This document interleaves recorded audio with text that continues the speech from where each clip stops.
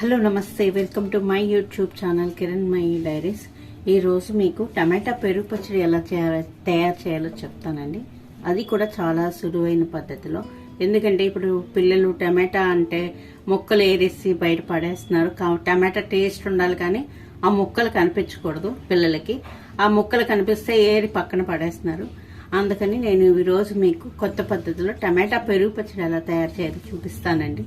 చూసేయండి. దానికి కావాల్సిన పదార్థాలు: టమాటాలు ఒక 6 టమాటాలు, ఈ సైజులో ఉన్న టమాటాలు తీసుకోవాలండి. తీసుకుని ఇలాగా తురిమేయాలన్నమాట అండి. పేస్ట్ లాగా తురిమేసుకోవాలి. మనం క్యారెట్ తురిమినట్టుగా తురిమేసుకోవాలండి. ఒక ఇంగు కావాలండి, కొంచెం 4 పచ్చిమిరపకాయలు, 2 ఎండుమిరపకాయలండి, ఆవాలు, మెంతులు, జీలకర్ర, మినపప్పు 1 స్పూన్ కావాలండి. ఆవాలు, జీలకర్ర, మెంతులు అర స్పూన్ ఉంటే చాలు. ఇది ఆవాలు, మెంతులు వేయించి ఈక్వల్ మోతాదులో తీసుకుని వేయించేసిన పొడి అనమాట అండి. ఇది పెరుగు పచ్చడి వాటిలో, పులుసులో, పప్పుల్లో వాటిలో చాలా బాగుంటుంది అనమాట అండి. ఈ మెంతులు, ఆవాలు వేయటం వల్ల బీపీ పేషెంట్స్ కూడా చాలా మంచిగా ఉంటుంది. మనం ఇది పులుసులో కానీ, పప్పుల్లో కానీ, ఇలాంటి పెరుగు పచ్చడిలో కానీ అన్నిట్లో ఒక అర స్పూన్ చొప్పున వేసుకున్నాం అనుకోండి, టేస్ట్ చాలా బాగుంటుంది. నిల్వ కూడా ఉంటుందండి. పెరుగు పచ్చడి పులవకుండా ఉంటుంది. అందుకని మేము ఇది వాడితే చాలా బాగుంటుందని నేను ఇది తప్పకుండా వాడతాను అనమాట అండి. దీనికి కావాల్సింది పెరుగు అనమాట అండి. చిక్కటి పెరుగు తీసుకుని అందులో నేను కరివేపాకు, ఉప్పు, పసుపు వేసుకుని ఉంచుకున్నాను అనమాట అండి. ఇప్పుడు చేసే విధానం ఎలా చేయాలి అన్నది నేను మీకు చెప్తాను, చూసేసేయండి. ఉల్లిముక్కలు పెట్టుకోవాలండి. పెట్టుకుని స్టవ్ అంటించుకోవాలి. చాలా సులువైన పద్ధతి. పిల్లలకి టమాటా టేస్ట్ తెలుస్తుంది కానీ వాళ్ళకి ముక్క కనిపించదు అనమాట. దానివల్ల టమాటాతో అన్నంతో పాటు ఈక్వల్ గా ఈ పెరుగు పచ్చడి కూడా తినేస్తారనమాట. లేకపోతే వాళ్ళు ఏం చేస్తున్నారు, టమాటాని ఏరేసి పక్కన పడేస్తున్నారండి. ఆ టమాటాతో పాటు బోల్డంత రైస్ కూడా పక్కకు వచ్చేసి వాళ్ళు తినేదే తక్కువ. దాంతో మళ్ళీ ఈ రైస్ కూడా పక్కకు తీయడం వల్ల, క్యారేజీల్లో వాటిల్లో వేయటం, పట్టుకెళ్ళడం వల్ల అదంతా వాళ్ళు సరిగ్గా తినకుండా తెచ్చేస్తున్నారు. అందుకని నేను ఈ పద్ధతి చెప్తున్నాను, చూడండి. చాలా మంచిది. కోడి కనుక పిల్లలకి, పెరుగు తినని వాళ్ళకి కూడా ఈ పెరుగు పచ్చడి కంపల్సరీ తప్పకుండా తింటారనమాట పిల్లలు. మన వేడి అన్నంలో ఈ పెరుగు పచ్చడి వేసి కొంచెం నెయ్యి వేసి పిల్లలకి పెట్టామనుకోండి, చాలా మంచిదండి. పిల్లలకి నెయ్యి వాడడం కూడా చాలా మంచిది. ఎందుకంటే నాలిక పల్చగా అయ్యి వాళ్ళు ఏ పదాన్నైనా సరే చాలా క్లియర్ గా పలకగలుగుతారనమాట. అందుకని మనం నెయ్యి పిల్లలకి వాడడం చాలా మంచిదండి. అది ఇంట్లో నెయ్యి అయితే ఇంకా మంచిది. బయటదైతే కొంచెం మంచిది ఎక్కడ దొరుకుతుందో వెతుక్కుని వెళ్ళి మరీ తెచ్చుకుని మనం వాడడం చాలా మంచి పద్ధతి అనమాట అండి. ఇప్పుడు ఉల్లిముక్కలు పెట్టుకుని దాంట్లో నూనె వేసుకోవాలండి. 1.5 స్పూన్ వేసుకోవాలి. మనం ఆల్రెడీ పెరుగులో ఉప్పు, పసుపు, కరివేపాకు వేసుకుని ఉంచుకున్నాం కదండి. అది ఉప్పు కూడా మనకు ఆ పెరుగుకి తగ్గట్టు, టేస్ట్కి తగ్గట్టుగా మనం వేసుకోవాలండి. స్పూనా, అర స్పూనా అన్నది కాకుండా మనం ఆ పెరుగుకి తగ్గట్టుగా, మన టేస్ట్కి తగ్గట్టుగా ఉప్పు వేసుకోవాలి. కొంచెం లైట్గా పసుపు వేసుకుంటే చాలండి. కరివేపాకు. ఇప్పుడు ఫస్ట్ ఈ పోపు ఉంది కదండి, ఎండుమిరపకాయలు, పచ్చిమిరపకాయలు తరిగి పెట్టాను కదండి, అవి ఇందులో వేసేసుకోవాలండి.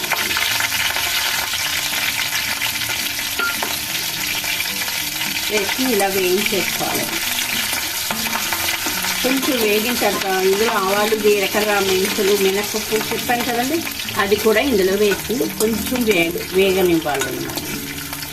వేగిన తర్వాత ఈ పెరుగు పెట్టాను కదా, మనం పెట్టుకున్నాం కదండి, ఈ పెరుగులోకి ఈ పోపు అంతా ఇలా తీసేసుకోవాలన్నమాట.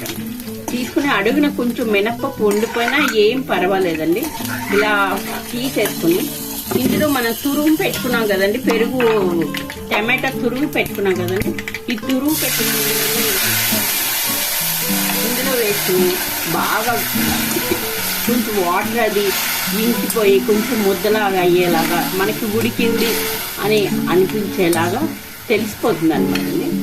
కొంచెం మగ్గాలి.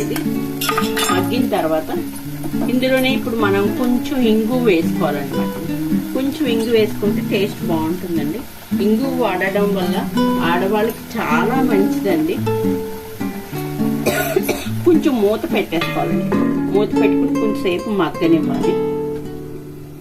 సిమ్లో పెట్టుకోవాలండి స్టవ్ని.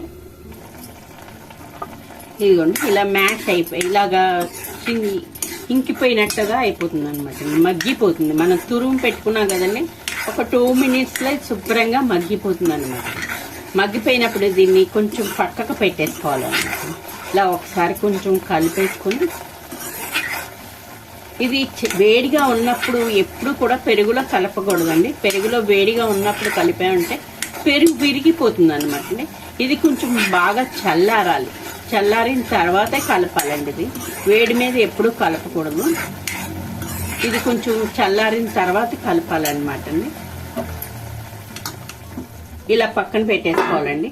పక్కన పెట్టుకుని ఇందాక మనం పెరుగులోను మనం పోపు వేసుకున్నాం కదండి, ఈ పోపుని బాగా మ్యాష్ చేసేయాలన్నమాట. అప్పుడు పెరుగుకి కారం అది పట్టి టేస్ట్ బాగుంటుంది అనమాట అండి. మీకు చెప్పాను కదండి, ఆవాలు మెంతులు పొడి చేసుకుని పెట్టుకోవాలని. ఆ పొడిని కూడా ఇందులో వేసేయాలన్నమాట. ఆ పొడిని కూడా ఇందులో వేసేయాలి. మీకు ఆ టమాటా చల్లారిన తర్వాత కలిపి చూపిస్తానండి మీకు మళ్ళీను. ఇదిగోండి ఇలా చల్లారిపోయిందండి. మనం ఇందాక పోపు వేసాం కదండి, పోపు దీనిలో నలిపేసుకున్నాం కదండి. ఈ పేస్ట్ ఈ ఉడకపెట్టిన టమాటాని కూడా ఇందులో చల్లారిన తర్వాత ఇలా కలిపేసుకోవాలి. చల్లగా అయ్యాక కలుపుకోకుండా మనం వేడిగా ఉన్నప్పుడు కలుపుకున్నాం అనుకోండి,